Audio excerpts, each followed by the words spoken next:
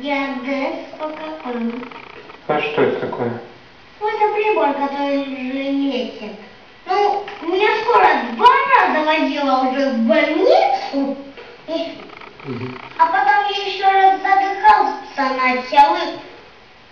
Мне раз на еремную ямку вроде поставила, и все прошло. Ну, просто там прибавляешь, убавляешь мощность, там оно щипает и убивает. Если тест, то значит уже лечит. У меня где там насморк, кашель, задыхание и как ее... Ну, живот, можно им живот, спину лечить. Идите, чтобы было молоко. Да ты что? Ты все это знаешь? Да, и спину, и ушко. Все. В Екатеринбурге.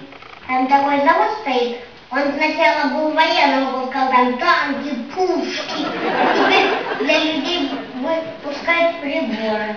А он даже лечит давление. Вот это, где повышенное давление, где пониженное. Пока... Ну, нет. Вот это, да? Вот это пониженное. Вот это пониженное. Да. Вот это повышенное. Кнопку включить. Видишь? Угу. И дальше что делать? Теперь. Окей. А потом что хочешь проводить, сколько тебе надо? Если болит голова, ну на лобик, если лобик болит. Угу. А если зуб болит, куда ставить?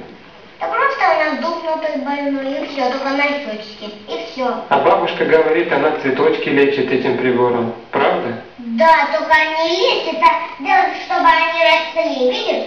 Полетела и жили. Вот это все, пока они уже ведь, да, разошлись. Спасибо. Понятно ведь, да?